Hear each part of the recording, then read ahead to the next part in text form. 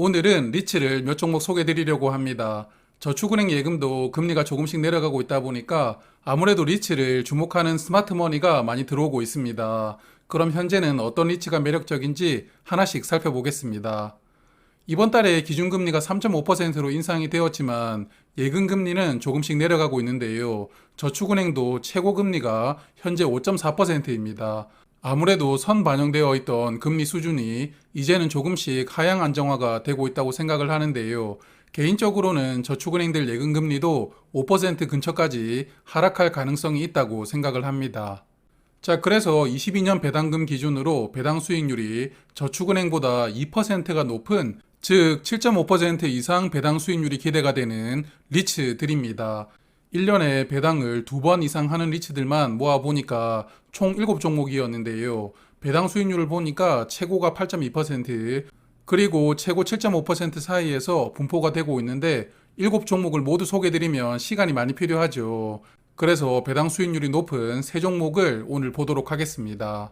하지만 또 3종목 중에서 이지스 밸류 리츠는 제가 며칠 전에 2월 배당 리츠로 소개를 드렸잖아요. 그동안의 별반 달라진 게 없습니다. 그래서 오늘은 JR 글로벌 리츠, D&D 플랫폼 리츠 두 종목을 살펴보도록 하고요.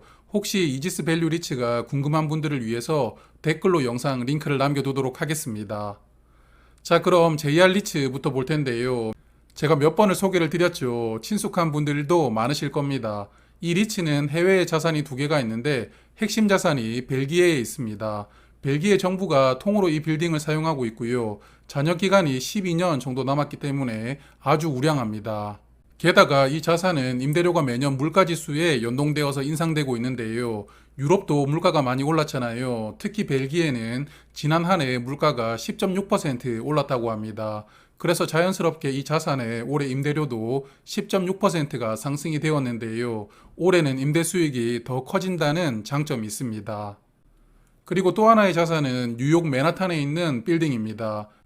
빌딩 입지는 좋은 것 같지만 전체 공간이 임대가 되지는 않았고요. 임대율은 93% 정도입니다.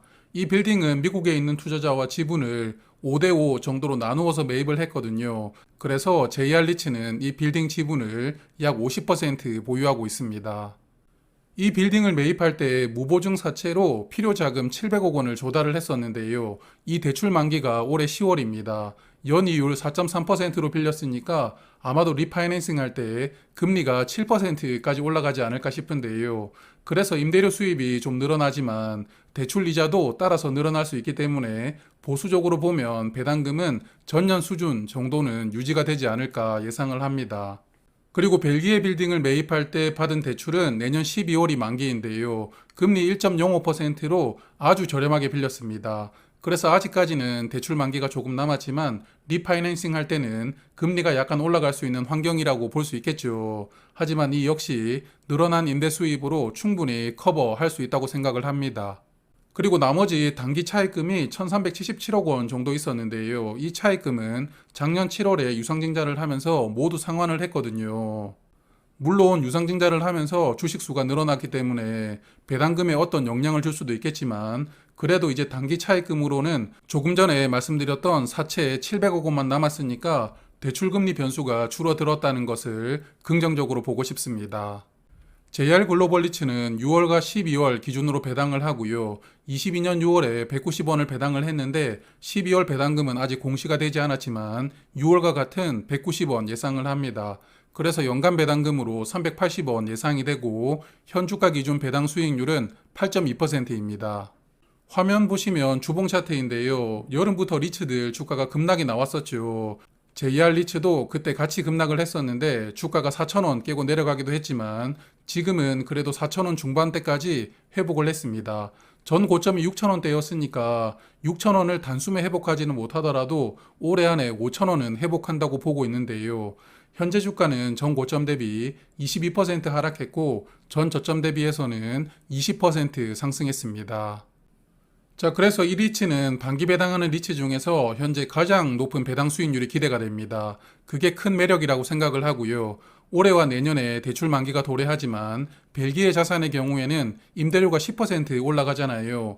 이러한 임대료 상승분으로 대출 금리가 인상되는 것을 충분히 해지할 수 있다고 판단합니다. 그래서 리츠 중에 한 종목 정도 분산해서 담는다고 하면 이 리츠를 포함시키는 것도 좋다고 생각을 합니다. 자, 그럼 두 번째 리츠 보겠습니다. D&D 플랫폼 리츠인데요. 서울 물레동에 있는 오피스 빌딩이 하나가 있고 용인에 물류창고가 두 개, 그리고 일본에 물류창고가 하나 있는 복합 리츠입니다.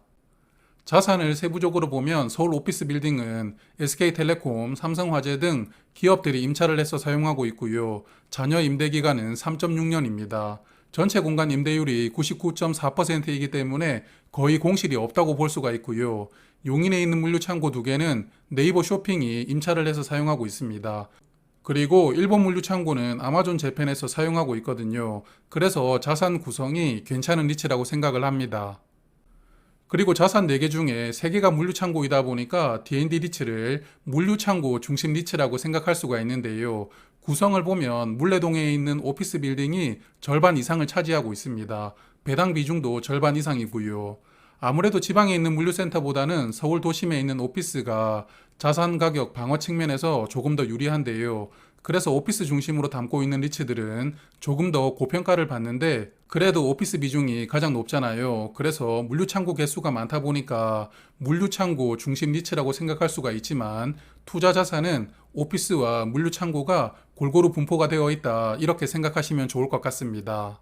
자, 그럼 대출을 체크를 해볼 텐데 먼저 634억 원 단기 차입금이 있고요. 금리 4.6% 정도로 올해 6월에 만기가 됩니다. 아마도 이 차입금은 리파이낸싱 할 때 금리가 6% 이상 올라갈 것으로 예상이 되고요.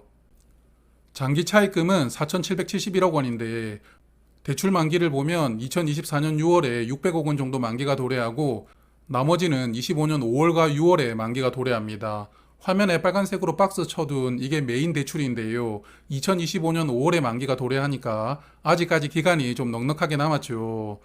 그래서 이 리츠의 변수는 일단 올해 만기가 도래하는 단기 차입금을 괜찮은 조건으로 리파이낸싱 할 수 있느냐 정도라고 보고 있습니다.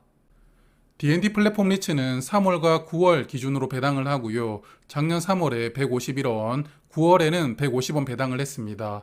연간 배당금은 301원이었고요. 현주가 기준 배당 수익률이 7.9%입니다. 역시나 배당 수익률은 매력적이라고 생각을 합니다. 주가를 보면 5,460원 정도에서 머물던 주가가 3,000원까지 급락을 했었는데요. 이후에는 반등이 나오면서 현재 3,800원 정도에서 머물고 있습니다. 전 고점 5,460원 대비 30% 하락했고요. 전 저점인 3,015원 대비해서는 27% 상승했거든요. 다른 리츠들보다 주가 하락폭이 훨씬 컸던 리츠라고 볼 수가 있습니다. 자, 그래서 D&D 리츠를 다시 한번 정리를 해보면 배당 수익률이 7.9% 정도 기대가 되기 때문에 매력적이라고 생각을 합니다. 다만 임대료가 크게 인상되기는 힘든 조건이라고 보이는데 올해 643억 원 단기 차입금을 연장을 시켜야 되잖아요. 현재 금리가 4.6%인데 연장할 때 금리가 2% 넘게 올라갈 수도 있거든요. 그래서 이 부분이 배당금에 살짝 영향을 줄 수도 있을 것 같긴 한데 하지만 이런 우려 때문에 주가가 다른 리츠들에 비해서 조금은 더 저평가되어 있는 것 아닐까 이런 생각도 듭니다. 그래서 오늘 말씀드렸던 리츠 두 종목과 저번에 소개를 드렸던 이지스 밸류 리츠까지 세 종목을 다시 정리를 해보았는데요.